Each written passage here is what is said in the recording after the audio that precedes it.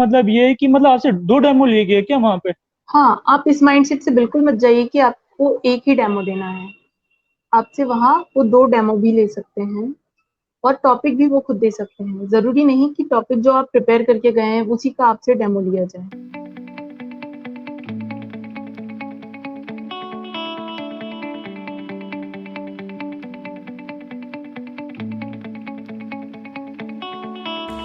Hello दोस्तों, मैं रितेश जायसवाल आप सभी का हमारे YouTube चैनल सरकारी टीचर पे स्वागत करता हूँ। और कैसे हो आप सब? उम्मीद करता हूँ इस महामारी के दौर में आपने अपनी पढ़ाई का साथ नहीं छोड़ा होगा। तो दोस्तों, इस केवीएस इंटरेक्शन की सीरीज को आगे बढ़ाते हुए आज हम लेकर आए हैं एक और सरकारी टीचर का इंटरेक्शन, जिनका नाम है रानू जावरिया। इन्होंने अपने फर्स्ट अटेम्प्ट में ही केवीएस क्लियर किया था। रानू मेरी बैचमेट होने के अलावा मेरी एक बहुत अच्छी दोस्त भी है, तो शायद ये इंटरेक्शन आप लोग को थोड़ा सा इनफॉर्मल लग सकता है, बट आई एम श्योर कि इसमें इंफॉर्मेशन आपको पूरी मिलेगी। So please welcome Ranu Javeria.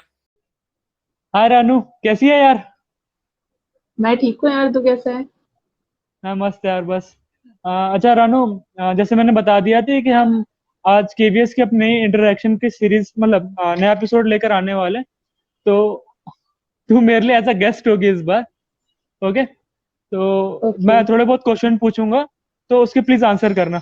Okay यार। ओके रानू, ये इंटरेक्शन स्टार्ट करते हैं हम। तो सबसे पहले मैं चाहूंगा ना यार, तू मेरे दर्शकों को अपना छोटा सा इंट्रोडक्शन दे दे, जिससे मेरे दर्शक तेरे से रूबरू हो सके यार। ओके, तो रितेश, जैसे तूने बताया, मैं रानू जावरिया हूँ। मैं एमपी के शाजापुर डिस्ट्रिक्ट की रहने वाली हूँ। मेरी जो स्कूलिंग हुई है वह गवर्नमेंट स्कूल अन्या कला से हुई है। मेरी ग्रेजुएशन बीए बीएड जो मैंने किया है वह regional institute of education Bhopal से किया है। एमए मैंने बरकतुल्लाह यूनिवर्सिटी से किया है और अभी मैं केंद्रीय विद्यालय में टीजीटी हिंदी हूँ। Thank you Ranu. Okay Ranu, तो इस बार मैंने डिसाइड किया है कि हम पहले आपका इंटरव्यू का एक्सपीरियंस शेयर करवाएंगे, देन उसके बाद हम आपकी रिटर्न स्ट्रेटेजीज एंड दूसरी दूसरी चीजों पे आएंगे।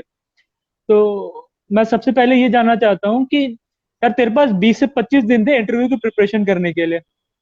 तो सबसे पहली चीज कि उस टाइम में आपने कैसे क्या प्रिपरेशन की, और दूसरा ये कि इंटरव्यू हॉल में जाने के बाद वहाँ क्या क्या हुआ, वो थोड़ा एग्जैक्ट डिटेल में, जिससे हमारे व्यूअर्स को एक्सपीरियंस मिल सके और क्या क्या होने वाला है उनके साथ वहां पे, वो भी उनको थोड़ा बहुत पता चल सके।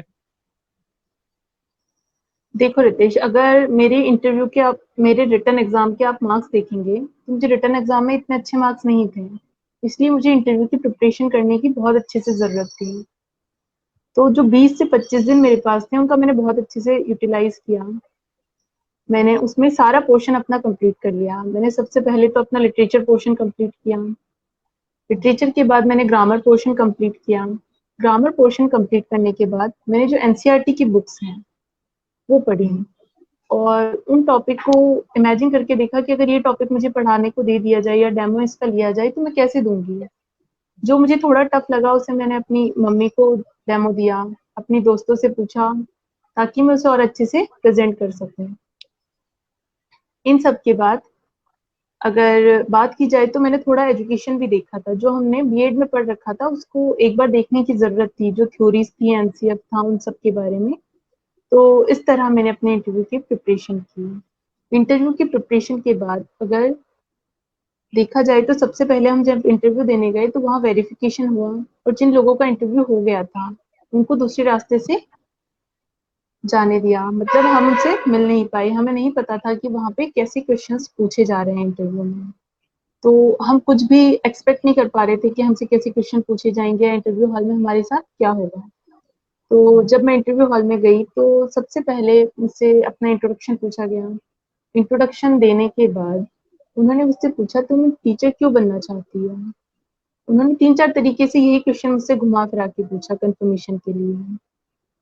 इन सब का आंसर मिलने के बाद उन्होंने मुझसे लिटरेचर पोर्शन के बारे में पूछा कि जो आदिकाल है, भक्ति काल, रीति काल, इनमें से आपने कौन कौन सी रचनाएं पढ़ी, कौन कौन से कवियों के बारे में पढ़ा, जो आप कौन से कवि को पसंद करते हैं, उनके लेखन में आपको क्या पसंद है, वो ऐसा क्या लिखते हैं जो आपको पसंद है। इन सब के बारे में पूछने के बाद उन्होंने मुझसे डेमो के लिए बोला कि आप वसंत से रिलेटेड कोई भी डेमो दीजिए। तो उन्होंने स्पेसिफिक टॉपिक दिया। तो मैं एक पोएम प्रिपेयर करके गई थी, जो मैंने एनसीईआरटी पहले पढ़ी थी, वो यहाँ काम आ गई मेरे। मैंने वसंत से रिलेटेड एक पोएम वहाँ पढ़ाई। जब मैंने पोएम पढ़ाई उसके बाद मुझसे सिचुएशनल क्वेश्चंस किए गए हैं। सिचुएशनल क्वेश्चंस पूछने के बाद उन लोगों ने मुझसे एनसीएफ के बारे में पूछा। एनसीएफ के बाद ग्रामर के बारे में पूछा कि आप कौन कौन से टॉपिक पढ़ा सकती हैं। तो जब उनको सारे टॉपिक मैंने बता दिए तो उन्होंने एक स्पेसिफिक टॉपिक उठा के मुझे दे दिया कि आप ये पढ़ाइए, जो शायद मैं उस समय नहीं बोल पाई थी उनके सामने कि हाँ मैं ये भी पढ़ा सकती हूँ। तो उन्होंने मुझे शब्द शक्ति दिया था पढ़ाने के लिए। तो शब्द शक्ति मैंने उनको पढ़ाया। इतना सब पढ़ाने के बाद उन्होंने बोला कि और एजुकेशन से रिलेटेड, थ्योरी से रिलेटेड दूसरे क्वेश्चंस किए। और फिर इतना सब होने के बाद थैंक यू, आप अब इंटरव्यू हॉल से मतलब आप जा सकती हैं। हाँ अच्छा ठीक है रानू, तो इसका मतलब ये है कि मतलब आपसे 2 डेमो लिए गए क्या वहाँ पे? हाँ, आप इस माइंडसेट से बिल्कुल मत जाइए कि आपको एक ही डेमो देना है। आपसे वहाँ वो 2 डेमो भी ले सकते हैं और टॉपिक भी वो खुद दे सकते हैं। ज़रूरी नहीं कि टॉपिक जो आप प्रिपेयर करके गए हैं उसी का आपसे डेमो लिया जाए। ओके। इंटरव्यू हॉल में कुछ भी हो सकता है आपके साथ। ओके ठीक है रानू। एंड मैं एक और चीज जानना चाह रहा था कि यार वो सिचुएशनल क्वेश्चन जो थे वो किस तरीके से क्वेश्चन थे, मतलब क्या क्या क्वेश्चन आपसे पूछे गए वो भी थोड़ा शेयर कर सकते हो क्या? हाँ, बिल्कुल रितेश। जैसे कि सिचुएशनल क्वेश्चन में मुझसे पूछा गया कि अगर कोई बच्चा बहुत गुस्सा करता है आपकी क्लास में, तो आप उसको कैसे हैंडल करेंगी?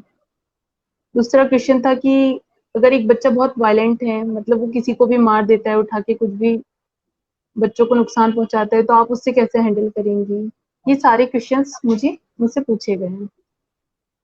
ओके, मतलब वो डिफरेंट डिफरेंट तरीके से आपको जज करना चाह रहे थे कि मतलब क्या क्या हो सकता है, कि अगर आप टीचर हैं तो हाँ। आप क्या क्या करने वाले हो। ओके, मैं अपने दर्शकों से बताना चाहता हूँ कि रानू ने 55 आउट ऑफ 60 स्कोर किया था केवीएस इंटरव्यू में, जो कि एक बहुत ही अच्छा स्कोर है।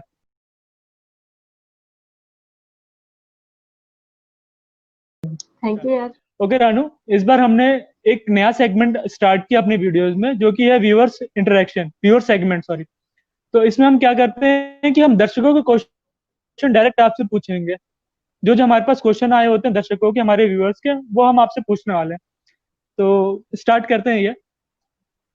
तो सबसे पहला क्वेश्चन है विनय कटियार का झांसी से।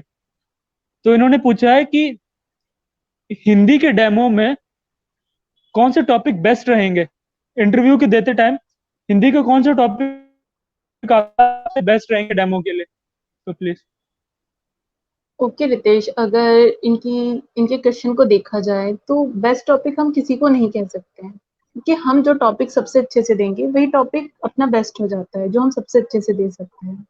लेकिन अगर एक सजेशन की बात की जाए तो मैं सजेस्ट करूंगी कि अगर पोयम में ये देना चाहते हैं तो कठपुतली पोयम ही पढ़ा सकते हैं, जिसमें थोड़ा सा एक्टिविटी करके दिखा सकते हैं।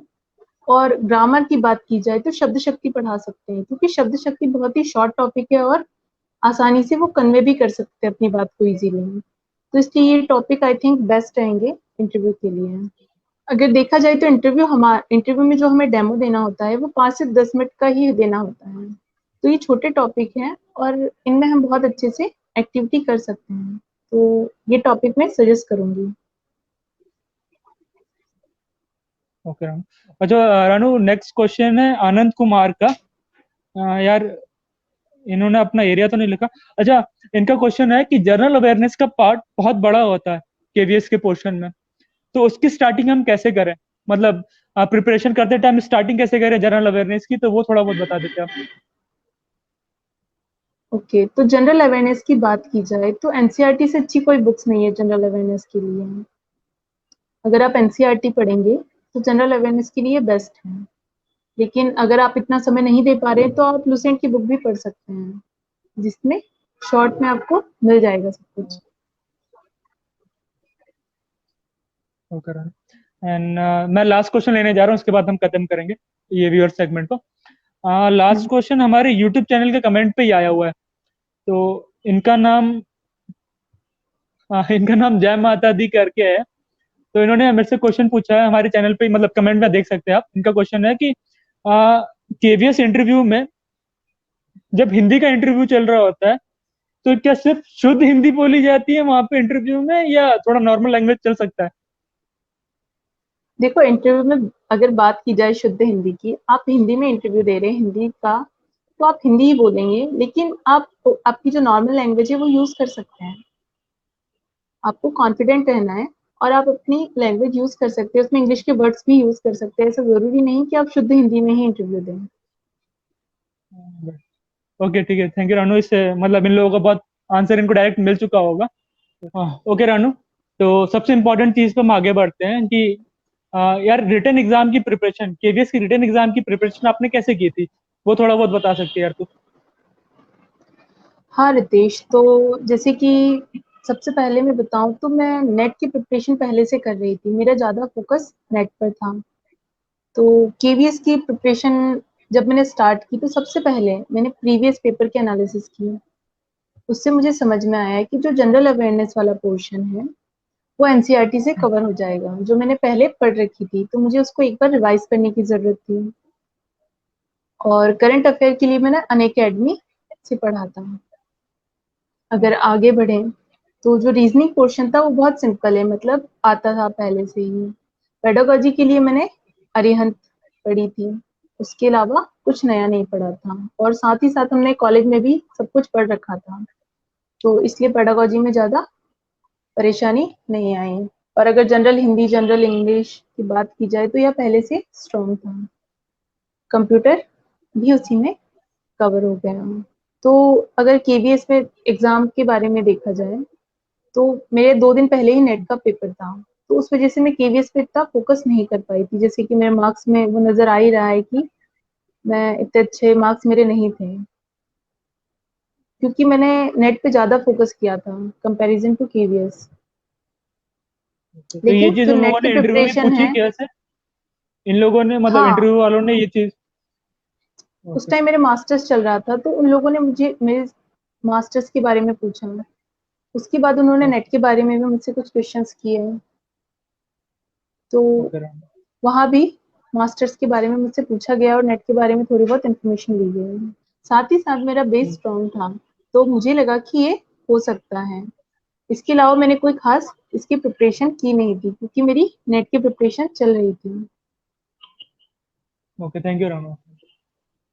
अच्छा रानू, हम अपना इंटरव्यू लास्ट में आ चुके हैं इंटरव्यू के, तो मैं यार एक चीज पूछना चाहता हूँ कि अपकमिंग जो एस्पिरेंट्स हैं, कैंडिडेट्स हैं, उनको क्या टिप्स देना चाहती है तू? और कुछ ऐसी गलतियां जो तुझसे हुई हो उनके साथ शेयर करना चाहती हो जिससे वो ये गलती ना करें, तो शेयर कर सकते थे। हाँ, तो अगर टिप्स की बात की जाए तो मैं टिप्स देना चाहती हूँ कि सबसे पहले तो आप कॉन्फिडेंट रहें और हर एंगल से अपने आप को प्रिपेयर कर लें कि आपके साथ जो भी स्थिति बनेगी उसको आप कैसे हैंडल करेंगे। और गलती की बात की जाए तो मुझसे गलती हुई थी रीजनिंग में, मैं कम से कम 10 से 15 क्वेश्चन छूट गए थे मेरे, क्योंकि मैं टाइम मैनेज नहीं कर पाई थी। तो आप इसका ध्यान रखें, आप टाइम मैनेज करके चलें, क्योंकि अगर मैं वो 10 से 15 क्वेश्चन कर देती तो शायद मेरे मार्क्स और अच्छे आ जाते हैं। तो टाइम मैनेज करने के लिए आप मॉक टेस्ट भी दे सकते हैं। तो इन सब चीज़ों का आप ध्यान रखें और बाकी आप हार्ड वर्क कीजिए, सक्सेस आपको मिल ही जाएगी। ओके यार, थैंक यू यार अनु, तूने इतने अच्छे से एक्सप्लेन किया। और हो सका तो कैंडिडेट्स को बहुत फायदा होगा ये इससे, इस इंटरव्यू से भी। थैंक यू यार रितेश, और मुझे बुलाने के लिए भी थैंक यू। मेरे इंटरव्यू से शायद बहुत सारे लोगों को फायदा होगा। थैंक यू यार, थैंक यू रानू। ओके, तो मैं अपने दर्शकों को बोलना चाहूंगा कि ये हमारा इंटरेक्शन देखने के लिए बहुत बहुत धन्यवाद। और प्लीज, अगर आपने हमारे पहले की वीडियोस नहीं देखे तो नीचे डिस्क्रिप्शन में लिंक दिए हुए हैं, या तो आप प्लेलिस्ट में भी जाके चेक कर सकते हैं। आप उन्हें भी देखिए, उन्हें भी, उन वीडियो से भी आपको कुछ ना कुछ फायदा जरूर होगा। फाइनली मैं अपने दर्शकों से बोलना चाहूंगा, please do like, share and subscribe. Thank you for watching us.